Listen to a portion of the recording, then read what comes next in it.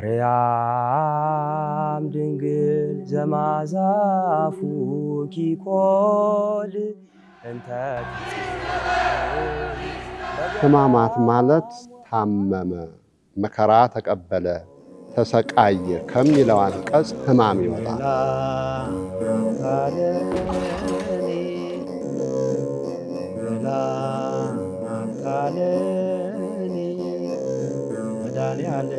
ሊቃውንት አባቶቻችን በሚያሳዝን ድምፅ እያዜሙ ስለ ክርስቶስ ይመሰክራሉ። ለከ ኃይል ክብር ወስብሐት ወእዘዝ እስከ ለዓለም አማኑ። በቤተ ክርስቲያን ውስጥ የሚዜሙ ዜማዎች ግዕዝ፣ ዕዝል፣ አራራይ ናቸው ማለት ነው። ወልታረዲኦትየ በውስተ ቀትል ሰላም ለኪ።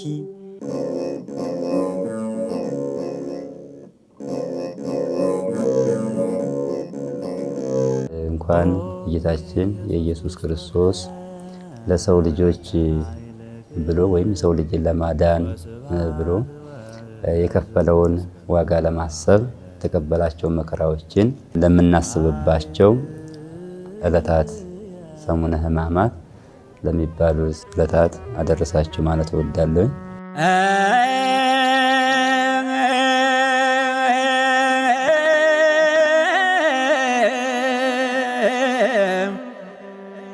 ምነው ወዳጄ ምነው። እንግዲህ ሰሙነ ሕማማት ማለት በልዩ ሁናቴ የሚታሰበው ጌታችን ኢየሱስ ክርስቶስ የሰው ልጅ በመሳቱ ክብሩን በማጣቱ ብዙ በደሎች ብዙ ሕመሞችን መጥተውበታል፣ በአባታችን በአዳምና በሔዋን ምክንያት ማለት ነው።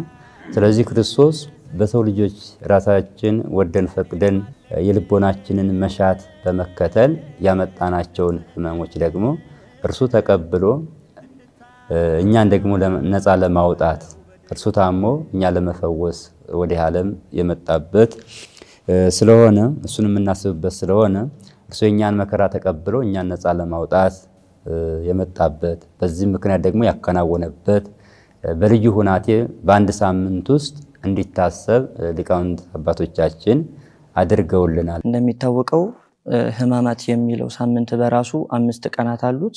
5 ቀናት የሆኑበትን ምክንያት ስንመለከት ከሆሳዕና ማግስት ወይም ለሰኞ አጥቢያ አንስተን እስከ ዓርብ ሰርክ ድረስ 5 ቀናት አሉ። እነዚህ 5 ቀናት የቀደመውን የብሉይ ኪዳንን የዓመተ ፍዳን የ5500 ዘመን የጨለማውን ዘመን እንድናስታውስ ቅድስት ቤተክርስቲያናችን እነዚህን 5ቱን ቀን የሕማም ዘመን፣ የጨለማ ዘመን፣ የስቃይ ዘመን እያለች ታስተምረዋለች ማለት ነው። ሕማማት ማለት በብዙ ነገሮች ነው የሚተረጎመው። በመሰረቱ ሐመ ካለው ሐመ ታመመ፣ መከራ ተቀበለ፣ ተሰቃየ ከሚለው አንቀጽ ሕማም ይወጣል። ሕማማት ሲል ደግሞ ሲያበዛ ነው። ሕመሞች፣ ቁስሎች፣ የተለያዩ መከራዎችን ማለት ነው። የሰው ልጅ በስጋ ባህሪ ሊቀበላቸው ያሉት ወይም ደግሞ በሰውነቱ ላይ የሚከናወኑ ነገሮች ሁሉ ሕማማት ይባላሉ። ጉስቁልናዎች ማለት ነው። መከራ ስቃይ ማለት ሲሆን ሕማማት ማለት መከራ፣ ስቃይ፣ መገፋት፣ መንገላታት፣ መውደቅ፣ መነሳት፣ መጨነቅ፣ መራብ፣ መጠማት፣ መራቆት፣ መከራን መቀበል፣ ያልታየውን የማይሆነውን መሆን፣ ማንነትን ማጣት፣ ልዑሉ ዝቅ ማለት፣ ምራቅ መተፈት፣ የተለያዩ ነገሮቹ መደረግ፣ መሰቃየት ማለት ነው። ስለዚህ በዚህ በ5ቱ ቀናት ቅድስት ቤተክርስቲያናችን ወይም ቅዱስ ያሬድ በመጻሕፍቶቹ ወይም በዜማ መጻሕፍቶቹ ላይ እንዳስቀመጠው እያንዳንዱ ዕለታት የራሳቸው የሆነ ስያሜ አላቸው። በእነዚህ ስያሜያት ቅድስት ቤተክርስቲያናችን ወንጌልን መሰረት አድርጋ ታስተምራለች ማለት ነው። ሕማማት ማለት 5 ቀን ተኩል ነው። 5 ቀን ተኩል ነው። ይሄም ከእሑድ 4 ሰዓት ጀምሮ እስከ 9 ሰዓት ያለው ሲደመር 5 ቀን ተኩል ይሆናል። 5500 ዘመን አዳም እስከተፈጠረበት ጀምሮ ክርስቶስ እስከተወለደበት ድረስ ወይም ደግሞ እስከተጸነሰበት ድረስ 5500 ዘመን ይሆናል። እነዚህ 5 ቀን ተኩል ቀናት ከአዳም ጀምረው ክርስቶስ እስከተሰቀለበት ድረስ ያለውን ዘመን የሚያመለክቱና ኢየሱስ ክርስቶስ በመልዕልተ መስቀል ተሰቅሎ ያዳነበትን ከዚያ በፊት የጨለማ የመከራ ዘመን እንደሆነ የሰው ልጅ ምንም ቢሆን አምልኮተ እግዚአብሔርን ቢፈጽም ምንም ስነ ምግባር ቢያደርግ ወደ ገነት ይገባ አልነበረም። ምክንያቱም በአዳም ምክንያት የሰው ልጅ በአዳምና በሔዋን ምክንያት የሰው ልጅ ክብሩን አጥቶ ወደዚህ ዓለም መጥቶ ነበረና እግዚአብሔር አምላክም ከዚያ ከገነት በወጣበት ምክንያት ከልጅ ልጅህ ተወልጄ አድንሃለሁ ብሎ በገባበት ቃል ኪዳን መሰረት እግዚአብሔር አምላክ በተለየ አካሉ ከቅድስተ ቅዱሳን ከድንግል ማርያም ተጸንሶ 5500 ዘመን ሲፈጸም ከዚያ በኋላ በዕለተ ስቅለት ተሰቅሎ ያዳነበት እና እነዚህ 5 ዕለታት 5 ቀን ተኩል እነዚህ ዘመነ ኦሪትን የምናስብባቸው ናቸው እና በዚያ ዘመን ያን ዘመን ሕማማት ማለት ያን ዘመን የምናስብበት ነው። ያን የመከራውን ዘመን እኛ አሁን ለምሳሌ ያህል መስቀል አንሳለምም፣ ቅዳሴ አይቀደስም፣ ፍታት አይፈታም፣ ማንኛውም ነገር አይደረግም። ይህ ደግሞ የሚሆንበት ዘመን የብሉይን ዘመን እያሰብን ነው። ካለባበስ ጀምሮ ሕማሙን የሚገልጹ ስርዓቶች ይደረጋሉ። ለምሳሌ ጥቁር ልብስ ይለበሳል፣ መገለጫ ስለሆነ በዚህ ሰዓት ደስታ ስለሌለ ስግደቶች አሉ። መስቀል መሳለም የለም። መስቀል የማይሳለምበት ምክንያቱ ምንድነው ሲባል ክርስቶስ ከመሰቀሉ በፊት መስቀል ስላልከበረ የማዳን ኃይል ስለሌለው በደሙ ስላልተቀደሰ ከመቀደሱ በፊት መስቀል የለም። በተለያየ ምስጢር ቢነገርም እንኳን ስላልተገለጸ የገለጸበት ዕለቱ ዓርብ ስለሆነ ከዚያ በፊት ያሉት ሕገ ኦሪቶች ይፈጸሙበታል። የሕገ ኦሪት ስርዓቶች ይከናወናል። ቀድሞ እንዲህ ነበሩ፣ መስቀል የለም ይባላል። ከዚሁ ደግሞ አያይዞ ሰላምታዎች የሉም፣ መጨባበጥ፣ መሳሳም የመሳሰሉት የሉም። ለምንድን ነው ሲባል በእነኚህ ሁናቴ ለምንድን ነው ይሄ የሚደረገው ብሎ ሰው ሲጠይቅ ያንን ለማስረዳት ነው። ሰላምታው የቀረው ክርስቶስ ተላልፎ የተሰጠው በሰላምታ ምክንያት ይሁዳ አሳልፎ የሰጠው በውስጡ ክፉ ሐሳብን ይዞ በውጭ መልካም መስሎ መምህር ወይ ብሎ ሰላምታ ሰጥቶ ስለሆነ አሳልፎ የሰጠው ክርስቶስን አሳልፎ ለጠላት የተሰጠው በዚህ መንገድ ነው ተብሎ ለሚጠይቁት ሁሉ ትምህርት ለመስጠት ሰላምታዎች በዛ መካከል አይደረጉም። ጫማዎችም አይደረጉም፣ በባዶ እግሮች ይሄዳሉ። ይህም ክርስቶስ ደግሞ ከቀያፍ ወደ ሐና ሲመላለስ በባዶ እግሩም እንደነበረ አጠቃላይ እኒህም ስርዓቶች የሚደረጉት ከክርስቶስ በፊት የነበሩትን ጊዜያቶችን ለማስተማርና በክርስቶስ ላይ የተከናወኑትን ነገሮች ሁሉ ለትውልድ ለመንገር ነው፣ ለማስተላለፍ ነው። ሰው የሆነ ነገር ሲደረግ ጥያቄ መጠየቁ ስለማይቀር ለሰዎች ጥያቄ እንዲያድርባቸው ማድረግ ነው።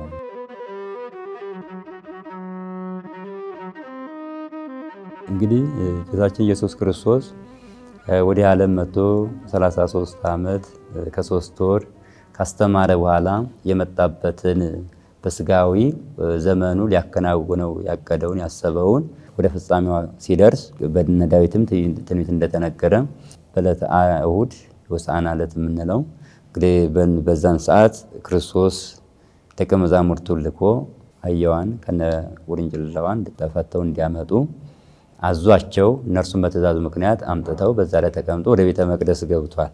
ሆሳዕና ማለት መድኃኒት ማለት ነው። ሆሳዕና እነሱ ደግሞ በትንቢተ ዘካርያስ ምዕራፍ 9 ላይ እንደተነገረው ሁሉ በአህያ ተጭኖ እንደሚመጣ በዚያ ጊዜ ደግሞ ሕፃናቱ እንደሚያመሰግኑት አይባን ሁሉ እንዳመሰግኑት የሚናገር ነው። ሆሳዕና እሑድ እየተዘመረለት ስለ መድኃኒነቱ ስለ አዳኝነቱ ትንቢት የተነገረለት እውነተኛ መድኃኒት ክርስቶስ እንደሆነ ሕፃናቶችም በዝማሬ የገለጹበት ነው። እነኛ እንኳን ቢከለከሉ ድንጋዮች ለሱ የዘመሩለት ነው፣ የዘመሩበት ቀን ነው።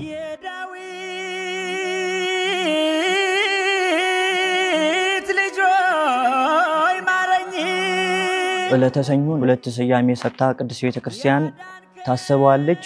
እነዚህም አንጽሖተ ቤተ መቅደስ ወይም ደግሞ መርገመ በለስ እየተባለ ይጠራል። ጌታችን በመዋዕለ ሥጋዌው በዚህ ምድር በተመላለሰበት ጊዜ በሆሳዕና ማግስት ወደ ኢየሩሳሌም ቤተ መቅደስ ገብቶ በዚያ ይሸጡ ይለውጡ የነበሩትን እንዳባረረ ቤቴ የጸሎት ቤት ነው እንጂ የመሸጫ የመነገጃ አጠቃላይ ኃጢአት የሚሰራበት አይደለም፣ እኔ አባቴ የሚመለክበት እኔ የምመለክበት የባሕርይ ቤተ መንፈስ ቅዱስ የሚመለክበት ቦታ ነው ብሎ ትምህርት ሰጥቶ ትምህርቱን አልሰማ ያሉትን ሁሉ ደግሞ በኃይል ያስወጣበት፣ በኃይል እየገረፈ በጅራፍ እንስሳቶችን ሁሉ እየፈታ ያስወጣበት ዕለት ነው።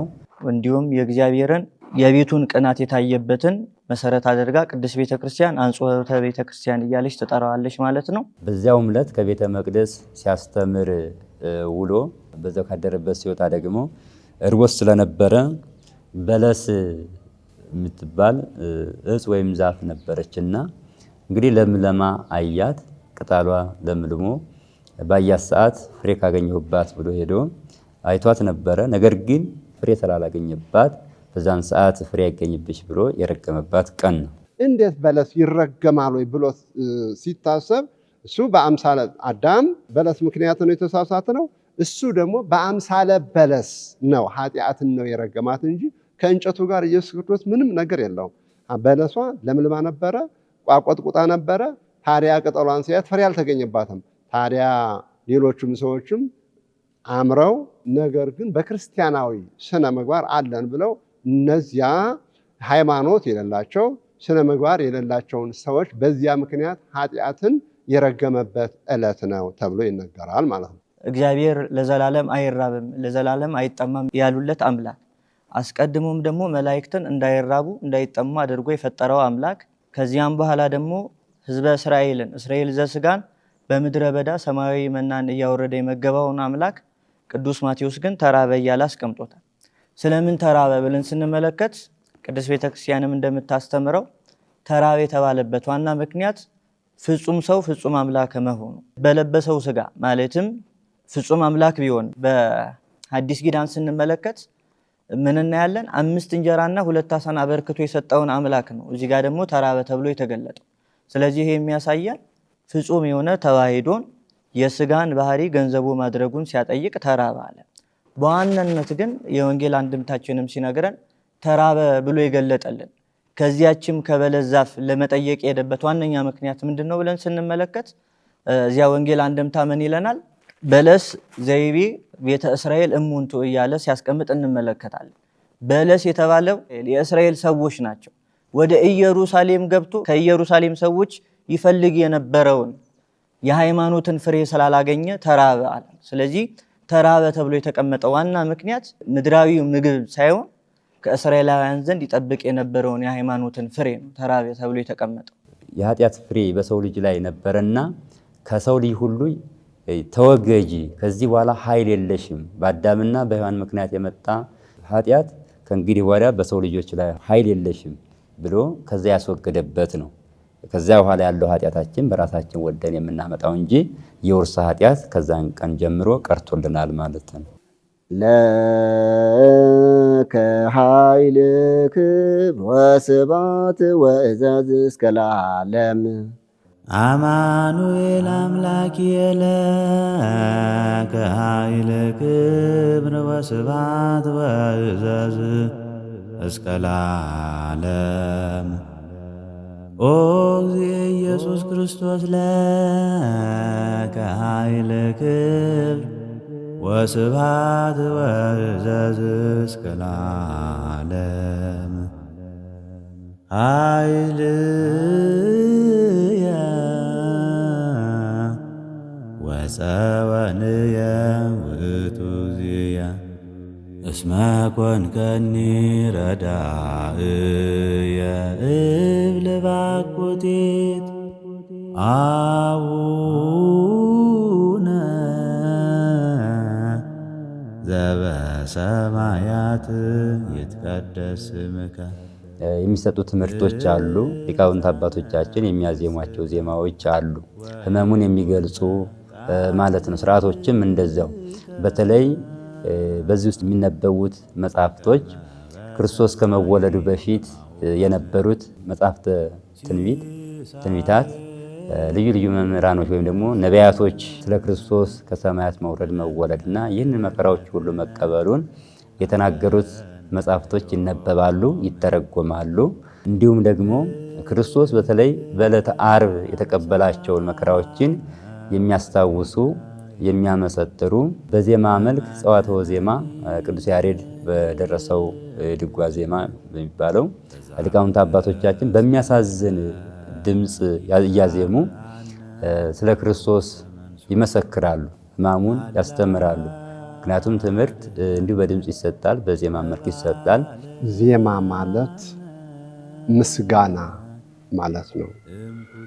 መላእክት ሲፈጠሩ ጀምሮ የተገኘ ቅዱስ ቅዱስ ብለው የሚያመሰግኑበት አንድነቱን ሶስትነቱን የሚገልጹበት ምን ጊዜም ቢሆን ለአምልኮት የተፈጠሩ መሆናቸውን የሚያሳውቁበት እኛም ደግሞ እነሱን አይተን በዜማ እንደ ቅዱስ ያሬድ ተሰማ ቃል በራማ በሰማይ ድምፅ ወይም ደግሞ ምስጋና ተሰማ ብሎ ኤርምያስ እንደተናገረው እኛም ኢትዮጵያውያን ቅዱስ ያሬድ ከመላእክት የተቀበለውን እኛም የሱ ተከታዮች ሆነን የምናመሰግንበት ነው። እንግዲህ የቅዱስ ያሬድ ዜማዎች እንደሚታወቁት ቅዱስ ያሬድ ዜማውን ሲደርስ በሶስት ስልት አድርጎ ደርሶታል ማለት ነው። ይህም በግዕዝ በእዝልና በአራራይ ዜማ አድርጎ ዜማውን ደርሶታል ማለት ነው ቅዱስ ያሬድ።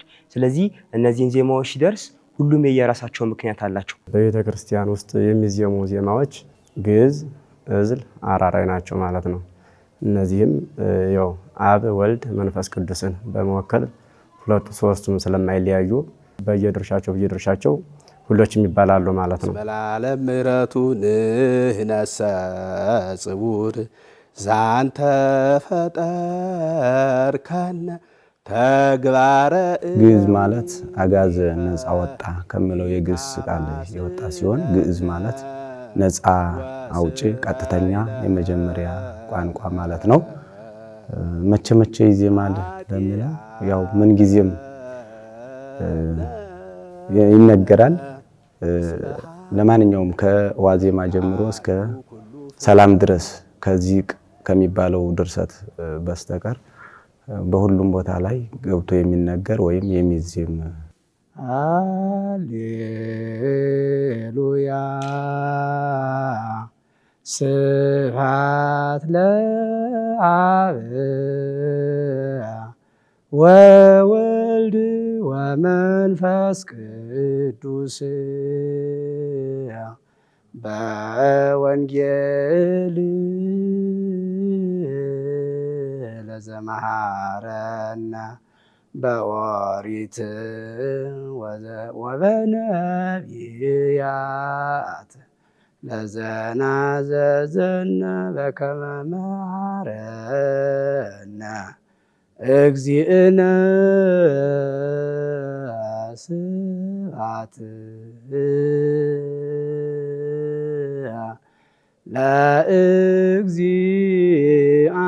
ለእግዚአብሔር ከመ ናምልኮ ለዘፈጠረና።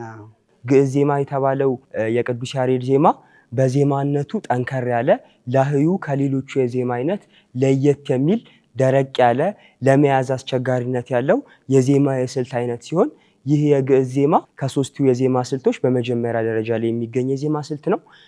ምሳሌነቱን በምናይበት ጊዜ ደግሞ የግዕዝ ዜማ ምሳሌነቱ የእግዚአብሔር አብ ነው ማለት ነው። ለአብ ተቀዳሚ ተከታይም የለውም። ቅድመ ዓለም የነበረ ነው፣ ድህረ ዓለምም የሚኖር ነው። ከእርሱ በኋላም ከእርሱ በፊትም የሚመጣም የለም። ግዕዝ ማለት አብ ማለት ነው። አብ ማለት ደግሞ የመጀመሪያ ማለት ነው ማለት ነው።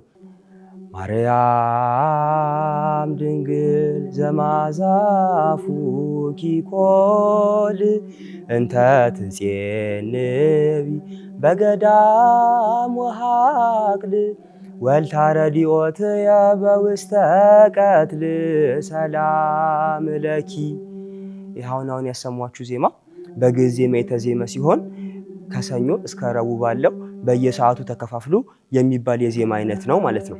ሁሉም ተሰባጥረው አንድ አይነት ዜማውን በሚያሳምር ሁኔታ የሚዘመሩ የዜማ አይነቶች ናቸው እና በስላሴም ተመስለው ይናገራሉ። ለምሳሌ እዝል የአብ ግዕዝ የወልድ አራራይ የመንፈስ ቅዱስ ተብሎ ለምሳሌ ሥላሴ ሶስት እንደሆኑ አንድ እንደሚሆኑ ሁሉ እነዚህም የተለያየ የራሳቸው የዜማ ስልት ኑሯቸው ግን ዜማውን በአንድነት በማምጣት በኩል አንድነት አላቸውና ይሄ ነው ሁሉም በአንድ በአማረና በተዋበ ሁኔታ ያሬድን ዜማ ለመግለጽ የተቀነባበሩ የዜማ ስልቶች ናቸው። ግዕዝ እዝል አራራይ አንደኛ፣ ሁለተኛ፣ ሶስተኛ ዜማ እንደተባሉ አብ ወልድ መንፈስ ቅዱስ ላይ መበላለጥ አለ ማለት ሳይሆን ለምሳሌነት ያክል የተሰጠ ነገር ነው ማለት ነው።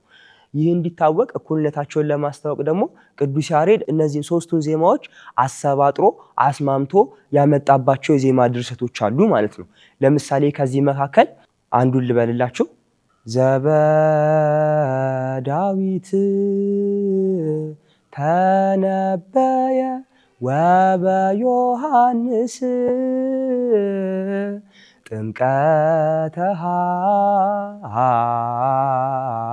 ሐርየ በቃና ዘገሊላ ማየ ወይነ ረሰየ መዓዛ ቃልከ ይትወከፍ ጸሎትየ። አሁን ባዜምኩት ዜማ ላይ ዘበዳዊት ብሎ የጀመረው ዜማ የግዕዝ ዜማ ነው። ቀጥሎ ደግሞ የገባው የአራራይ ዜማ ሲሆን ሶስተኛ ላይ ደግሞ የጨረስኩበት ዜማ የእዝል ዜማ ነው ማለት ነው። ልዩነታቸው የተለያየ ለምሳሌ ግዕዝ ራሱን ችሎ በዘወትር የሚዘመር ይሆናል። እዝል በበዓል ጊዜ እንደዚሁም ደግሞ አራራይ በዘወትር ጊዜ የሚዘመር ይሆናል። ሁሉም አንድ ላይ ተቀላቅለው የሚዘመሩበትም አንድ ላይ የሚመጡበትም ጊዜ አለ። ክርስቶስ አምላክነ ዘሐመ ወመጻ በእንቲአነ በሕማማቲሁ ቤዘወነ። ክርስቶስ አምላክነ ዘመጻ ዘሐመ ወሞተ በእንቲአነ በሕማማቲሁ ቤዘወነ። ክርስቶስ አምላካችን መድኃኒታችን ኢየሱስ ክርስቶስ ያው ከሰማየ ሰማያት መውረዱን ከድንግል ማርያም መወለዱን ከዛም ደግሞ በዚህ ዓለም ላይ ወኮነ ሰብአ ከማነ ዘእንበለ ኃጢአት በኃቲታ ከኃጢአት በስተቀር ሰው ያደረገውን ሁሉ ካደረገ በኋላ እንዳልነው በዚህ በሰሙነ ሕማማት መከራ ተቀብሎ ነፃ ያወጣን የመጣውም እኛን ነፃ ለማውጣት እንደሆነ በሕማማቲሁ ቤዘወነ በሕማሙ ወይም ደግሞ በዚያ በክፉ አይሁድ ምክር ተመክሮበት በክፉ አይሁድ እጅ ተሰቅሎ እኛን አዳነን በሚል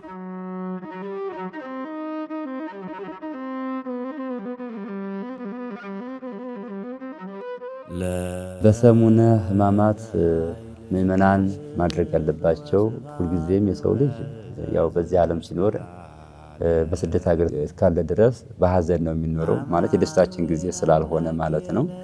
በተለይ ደግሞ ይህችን ሳምንት ሰሙነ ሕማማት ላይ ምእመናን የሚያደርጉት በሐዘን የተሰበረ ልቦና ሆነው ስለ ክርስቶስ ሕማማት ማሰብ ያስፈልጋቸዋል፣ ማልቀስ ያስፈልጋል። እንደገና ደግሞ ከስጋዊ ድሎት መራቅ ያስፈልጋል። እንዲያውም ከተስተካከለ መኝታ ላይ ወርዶ ምድር ላይ እስከ መተኛት ድረስ ለምን ክርስቶስ ስለኛ ይህን ሁሉ መከራ ተቀበለልን ብለው የሚያስቡበት ስለሆነ ይህን ሁሉ ያከናውናሉ። ሁልጊዜ ነው ከቤተ ክርስቲያን መቅረት የለም። በዛን ሳምንት ማለት ነው ግብረ ሕማማቱ ወይም ስለ ክርስቶስ ሕማማት የሚነገሩት መጽሐፍቶች ሲነበቡ ከቤተ ክርስቲያን መቅረት የለባቸውም። ምክንያቱም ያንን ሲሰማ ነው የሰው ልጅ ልቦናው የሚሰበረው። እውነት ክርስቶስ ለካ ይህን ያክል መከራ ከፍሎልኛል ብሎ ማሰብ የሚቻለውና ከቤተ ክርስቲያን በዛን ሰዓት መቅረት አያስፈልግም። ይህን ሁሉ ሊያደርጉ ይገባል።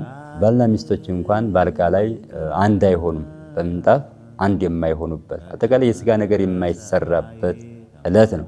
ከምግብ አንጻር እንኳን ሰው ልጅ ሰውነት የሚያለመልም በሌላም ጊዜም ባይፈቀድም በሰሙነ ሕማማት ደግሞ ጨው እንኳን የሌለበት ቂጣና ውሃ ነው ሊመገብ የሚገባው። ስርዓቱ እንደዛ ይላል።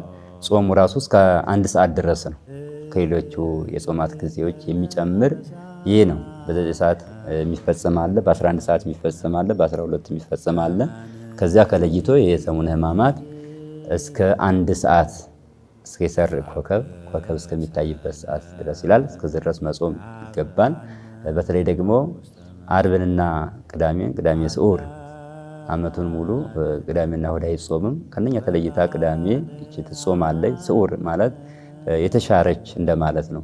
የማትጾመው ተጾመች ስለምትባል በዚህ ሰዓትም ምንም የማይበላበት በዕለተ ሐሙስ ልክ እንደ ሐዋርያት ህብስቱን አክብሮ ባርኮ እንደሰጣቸው በዕለተ ሐሙስ እራትን ከበላ በኋላ ክርስቲያን ከዚያ በኋላ እስከ ትንሣኤው ክርስቶስ ተነሳ ተብሎ እስከሚነገርበት እስከ ዕለተ እሑድ ሌሊት ድረስ ምንም አይነት መብላት እንደሌለበት ማክበር እንዳለበት ሊቃውንት አባቶቻችን ስርዓት ሰርተውልናልና ምእመናን ይህን ሁሉ ማወቅና መተግበር ያስፈልጋል።